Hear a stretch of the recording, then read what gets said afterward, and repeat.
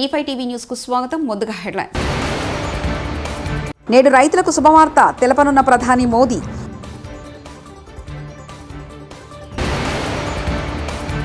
పదిహేనున ఉమ్మడి ఖమ్మం జిల్లా రైతాంగం చిరకాల వాంఛ నెరవేరబోతుంది. మంత్రి పొంగులేటి శ్రీనివాసరెడ్డి.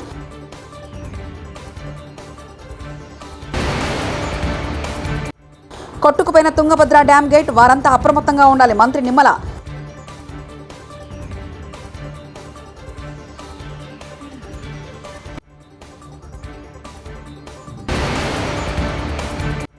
ఏపీలో 160 దేవాలయాల పునర్నిర్మాణం. మంత్రి ఆనం.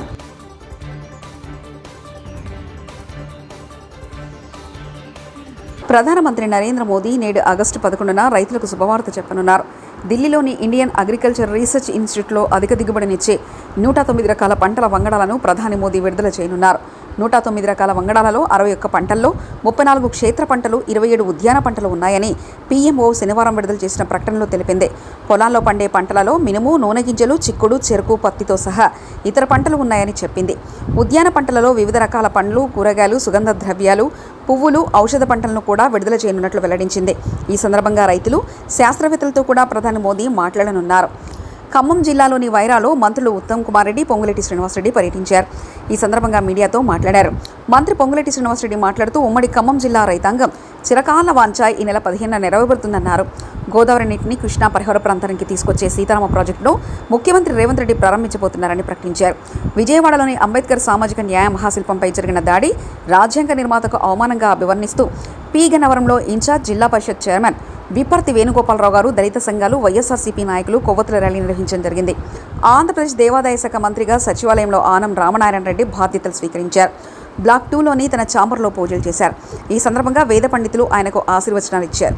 ఏపీలో 160 దేవాలయాలను పునర్నిర్మించడానికి నిర్ణయించినట్లు మంత్రి ఆనం రామనారాయణ రెడ్డి పేర్కొన్నారు. సీఎం చంద్రబాబు ఆదేశంతో కృష్ణా గోదావరి సంగమం వద్ద జలహారతి తిరిగి కొనసాగించాలని నిర్ణయం తీసుకున్నట్లు చెప్పారు.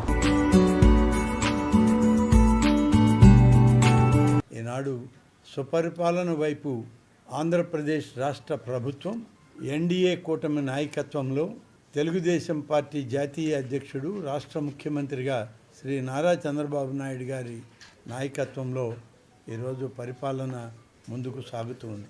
మేనిఫెస్టోలో ఇచ్చిన ప్రణాళికల మేరకు పనిచేస్తూ భక్తులకి అలాగే భగవంతుని యొక్క ఆస్తులకు రక్షకులుగా పనిచేయడానికి మేము ఎప్పుడు సంసిద్ధులుగా ఉంటామని చెప్పడం ఈరోజు నా మొదటి బాధ్యత, నా కర్తవ్యం. గత ప్రభుత్వ పాలనలో తిరుమల నుండి ఉత్తరాంధ్రలో ఉన్నటువంటి అరసవిల్లి వరకు దేవుడు ఆస్తులను కూడా వదలని పరిస్థితులు అనేకం మీడియాలో మీరే ప్రచురించారు, మీరే అందరికీ చెప్పడం కూడా జరిగింది. ప్రభుత్వం కూడా ఎప్పటికప్పుడు నివేదికలు తెప్పించుకోవాల్సిన అవసరం ఉన్నా గత ప్రభుత్వం నిర్లక్ష్యం చేసింది. ఇప్పుడు మేము వచ్చినప్పటి నుంచి చిన్న వార్త వచ్చినా దాని మీద నివేదిక తీసుకుంటూ ఉన్నాం. ఆ నివేదిక ఆధారంగా అధికారులను సరిచేసుకుంటూ పాలనను ముందుకు తీసుకుపోతూ ఉన్నాం. ప్రజాగళం, యువగళం ద్వారా వచ్చిన అనేక వినతుల్ని కూడా స్వీకరించి మా యొక్క శాఖ ద్వారా వాటిని సరిచేసుకుంటూ ముందుకు పోయేటువంటి కార్యక్రమంలో ఇవాళ దేవాదాయ శాఖ పనిచేస్తుంది. తిరుపతి ఆలయాలనే కాకుండా విడిపోయిన ఆంధ్రప్రదేశ్లో భద్రాచలం తెలంగాణ ప్రాంతానికి వెళ్ళాక మన ప్రాంతంలో శ్రీరామనవమి ఉత్సవాలకి రాముని యొక్క ఆశీస్సులు కావాలని చెప్పి ఆనాడు ఆలోచన చేసినటువంటి ముఖ్యమంత్రిగా చంద్రబాబు నాయుడు గారు కడప జిల్లాలో ఉన్నటువంటి ఒంటిమిట్ట ప్రాంతాన్ని ఎంపిక చేసి అది తిరుమల తిరుపతి దేవస్థానం యొక్క ఆలయాల అభివృద్ధిలోనే దీన్ని కూడా చేర్చి అభివృద్ధి చేయడం జరుగుతుంది. త్వరలోనే దేవాదాయ శాఖ కూడా అటువంటి పుణ్యక్షేత్రాలన్నింటినీ ఒకసారి పరిశీలన చేసి ఎక్కడైనా ఇంకా సరిచేయవలసినవి ఏమైనా ఉన్నా వాటన్నిటినీ కూడా సరిచేస్తూ పవిత్రతకి ఎలాంటి భంగం కలగకుండా వాటిని మరింత ముందుకు తీసుకువెళ్ళే కార్యక్రమం చేయడం జరుగుతుంది. ఎంతటి వారినైనా వదిలిపెట్టడం జరగదు అనే దానికి మీకు తార్కాణం ఈవోలు, చిన్న చిన్న అధికారులే కాదు, ఇటీవల నిరంతరం మీడియాలోనే వచ్చినటువంటి పేర్లు, ప్రతిపక్షంలో ఉన్నటువంటి కొందరు పార్లమెంటు సభ్యులు, కొందరు ప్రతిపక్ష పార్టీ నాయకులు మా దేవాదాయ శాఖలోని ఒక అధికారిని కలిసి చేసినటువంటి అనేక విషయాలు ఇది బాహాటంగా బహిర్గతం అవ్వడం, వాటన్నిటి మీద ఎంక్వైరీ క్షుణ్ణంగా ఇవాళ విజిలెన్స్ ఎంక్వైరీ జరుగుతూ ఉంది. విజిలెన్స్ ఎంక్వైరీ నివేదిక వచ్చి ప్రభుత్వం ఒక నిర్ణయం తీసుకునేలోగా వారిని కూడా సస్పెండ్ చేయడం జరిగింది. కాబట్టి ఎక్కడ తప్పు జరిగినా సరిచేసుకుంటూ ముందుకు పోవాలి అనేదే మా ప్రభుత్వం యొక్క లక్ష్యం. మా ఆలోచన కూడా అదే. అధికారులందరినీ చిన్నదానికి పెద్దదానికి సస్పెండ్ చేస్తారా, వాళ్ళ మీద యాక్షన్ తీసుకుంటారా అంటే మరి కాలానుగుణంగా వచ్చినటువంటి చట్టాల పరంగా 160 దేవాలయాలని పునర్నిర్మాణం చేయడానికి ఇప్పుడు నిర్ణయం తీసుకున్నాం. కృష్ణా గోదావరి 2 నదీల మనం దగ్గర జరిగేటువంటి జలహారతులు నిత్యం జరిగేవి, వాటిని కొనసాగించాలి. అదే పవిత్రతతో మరి అనేక వేల మంది ఆ ప్రాంతాలకు వచ్చేటువంటి యాత్రికులకు అలాగే పర్యాటకులకు ఒక ఉత్సాహభరితమైన ఆధ్యాత్మికపరమైన ఈ యొక్క జ్యోతుల్ని వెలిగించండి అని చెప్పి ముఖ్యమంత్రి గారు ఆదేశాలు ఇచ్చారు.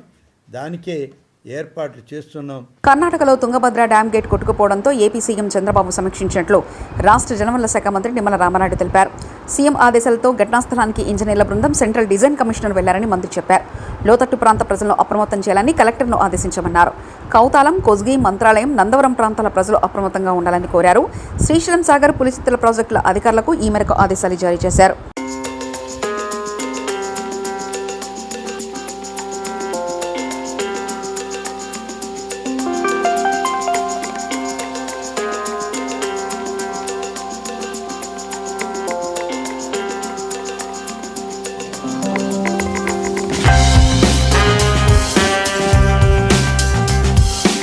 టీఎంసీల నీటి నిల్వ సామర్థ్యం కలిగినటువంటి తుంగభద్ర ప్రాజెక్టుకి సంబంధించినటువంటి మొత్తం 33 గేట్లలో 19వ గేటు రాత్రి సుమారు 11 గంటల సమయానికి కొట్టుకుపోయినటువంటి పరిస్థితుల్లో మన ముఖ్యమంత్రి చంద్రబాబు నాయుడు గారు వెంటనే స్పందించి వెంటనే జలవనరుల శాఖ మంత్రిగా నాతో, అదేవిధంగా మా కార్యదర్శి, మా ఈఎన్సీ ఇంజనీరింగ్ అధికారులందరితో కూడా ఆయన సమీక్ష జరిపి కర్ణాటక అధికారులతోటి మరి సమన్వయం ఎప్పటికప్పుడు చేసుకుంటూ అందులో భాగంగా పర్టికులర్గా ఏదైతే యొక్క గేట్స్ అమరికలో అత్యంత నిపుణత కలిగినటువంటి కన్నమనాయుడు గారు మొన్న పోలవరం ప్రాజెక్టు ఆ గేట్ల అమరికలో కూడా ఆయన కీలకంగా వ్యవహరించిన వ్యక్తి. ఆ కన్నమనాయుడు గారి యొక్క సారథ్యంలో ఏదైతే మన రాష్ట్రానికి సంబంధించినటువంటి యొక్క సెంట్రల్ డిజైనింగ్ ఆర్గనైజేషన్ ఏదైతే ఉందో ఆ సిఈ, ఎస్సీ, ఈఈలు వీరందరూ కూడా ఒక బృందంగా ఏర్పడి వెంటనే ఆ కొట్టుకుపోయినటువంటి గేట్కి పునర్నిర్మాణం చేయాలని చంద్రబాబు నాయుడు గారు ఇచ్చిన ఆదేశాలని ఇమ్మీడియట్లీ అమలు చేసుకుంటూ వస్తూ ఉన్నాం. ఏదైతే ఈ యొక్క తుంగభద్ర ప్రాజెక్టు పురాతన ప్రాజెక్టు కావడం వల్ల ఈ యొక్క గేట్కి ఇటువంటి సమస్య వచ్చినప్పుడు ఏదైతే స్టాప్ లాక్ గేట్స్ దీనికి ఆల్టర్నేటివ్ లేకపోవడం వల్ల ఈరోజు 30,000 క్యూసెక్కుల నీరు వరకు కూడా ఆ యొక్క కొట్టుకుపోయిన గేట్ నుంచి కిందకి పోతున్నటువంటి పరిస్థితి. అయితే ఒక్క గేట్ నుంచి ఇంత నీరు పోతే మిగిలిన గేట్స్ కూడా ప్రెషర్ ఏర్పడుతుందనే ఉద్దేశంతో, అదేవిధంగా మళ్ళీ కొట్టుకుపోయినటువంటి గేటు స్థానంలో మరొక గేటుని ఏర్పాటు చేయాలి కాబట్టి నీటిని కూడా తగ్గించాలనే ఉద్దేశంతో 90,000 క్యూసెక్కుల నీరు వరకు కూడా క్రిందకి వదులుతున్నామని చెప్పేసి సంబంధిత ప్రాజెక్టు అధికారులు కూడా చెప్పడం జరుగుతూ ఉంది. ఏదైతే ఈ యొక్క కొట్టుకుపోయినటువంటి గేట్ సైజు చూస్తే 60 అడుగులు ఇంటూ 20 అడుగులు. అయితే అంత గేట్ని మనం ఇమీడియట్లీ స్టాప్ లాక్ గేట్గా మనం తయారు చేసి పెట్టలేము కాబట్టి దాన్ని ఇప్పుడు 60 ఇంటూ 4 అడుగులు అంటే 5 గేట్లుగా చేసి ఆ స్టాప్ లాక్ గేట్స్గా దాన్ని ఆల్టర్నేటివ్గా అరేంజ్ చేసి కంట్రోల్ చేస్తామని చెప్పేసి అధికారులు చెప్పడం జరిగింది.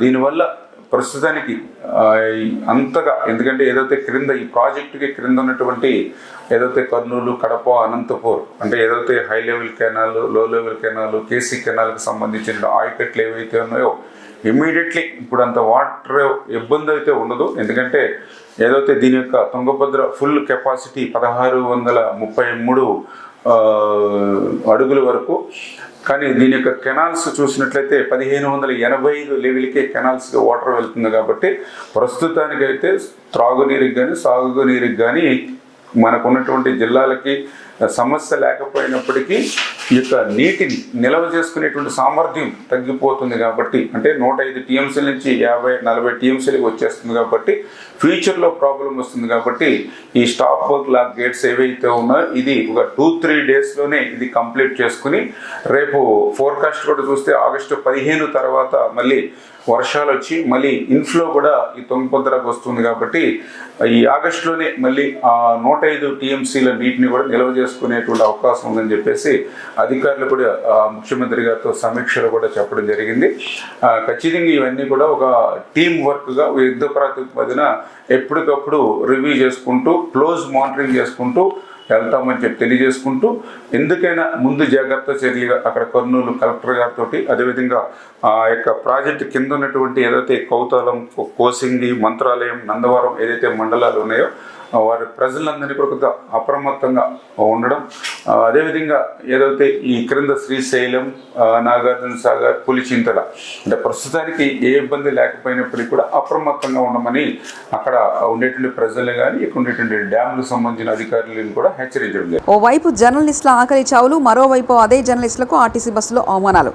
బస్ బాసులపై ఆర్టీసీ డ్రైవర్ కండక్టర్ అహంకారానికి పరాకాష్ట.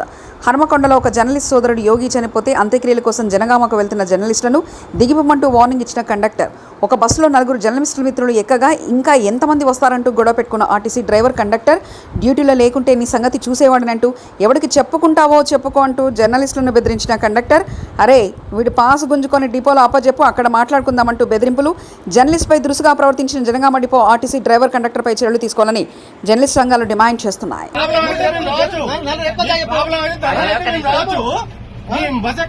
చనిపోయిందా ఒక విలేకరి చనిపోయిండు, అక్కడ పోతాను అడిగింది కదా. నువ్వు ఏమడుగుతున్నావు?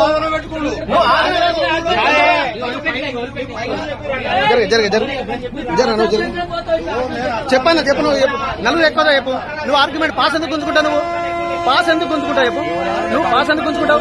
ఎవరికి ఇవ్వన్నావు పాసు? ఎవరి దగ్గర పెడతావు పాస్? ఎవరికి ఇవ్వన్నావు పాస్? గుంజుకొని ఎవరి దగ్గర పెడతావు? నువ్వు ఎక్కువ నలుగురు కంటే ఎక్కువ నలుగురు ఎక్కువ జర్నలిస్టులు. నువ్వు ఫస్ట్ చెప్పు, జర్నలిస్ట్ ఎక్కువ చెప్పు. మీరు చెప్పండి, ఎక్కువ నలుగురు ఎక్కువ చెప్పు, చెప్పండి.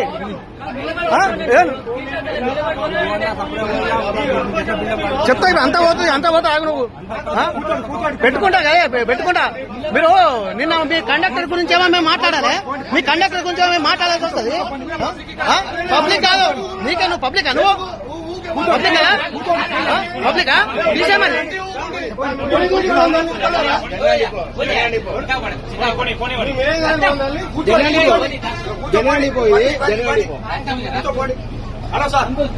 మీ జనగం డిపోలో అవుతారు.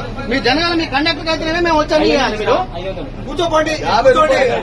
భద్రాద్రి కొత్తగూడెం జిల్లా సారపాకలో ఈఎస్ఐ హాస్పిటల్ గురించి ప్రధానంగా ప్రస్తావించగా ఎమ్మెల్యే పాయం వెంకటేశ్వర్లు కలెక్టర్తో మాట్లాడి ఈఎస్ఐ హాస్పిటల్కు స్థలం ఏర్పాటు చేయించి ఈఎస్ఐ హాస్పిటల్ కట్టించే బాధ్యత నాది అని ఎమ్మెల్యే పాయం హామీ ఇచ్చారు. క్యాన్సర్ స్క్రీనింగ్ టెస్టులను ఇక్కడ ప్రజలకు ఐటీసీ ద్వారా ఉచితంగా చేయాలని స్థానిక ప్రజలు కోరడం జరిగింది.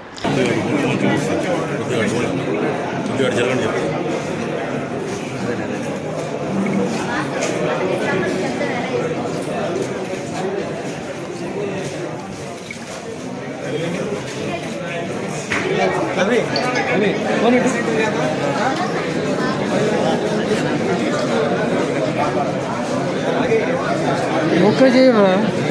ఓకే చేసినావా?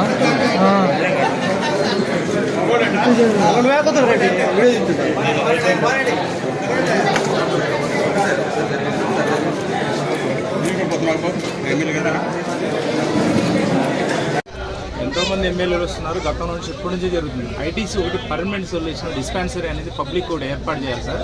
ఇక్కడ ఇంకోటి ఏంటంటే క్యాన్సర్ స్క్రీనింగ్ టెస్ట్లో కంపల్సరీ ఐటీసీ ద్వారా ఏర్పాటు చేయాలి సార్. ఆ దిశగా కొంచెం ఏమన్నా ఐటీసీని మీరు ఒకసారి రిక్వెస్ట్ చేయండి సార్. పర్మనెంట్ నేడు రైతులకు శుభవార్త తెలపనున్న ప్రధాని మోదీ.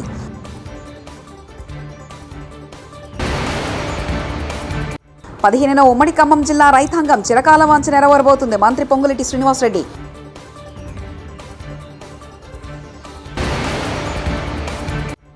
కొట్టుకుపోయిన తుంగభద్ర డ్యామ్ గేట్, వారంతా అప్రమత్తంగా ఉండాలి. మంత్రి నిమ్మల.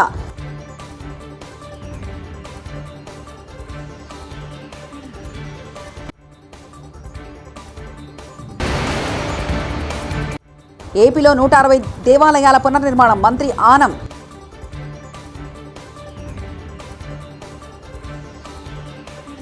ఇవి బులెటిన్ విశేషాలు. చూస్తూనే ఉండండి E5 టీవీ న్యూస్.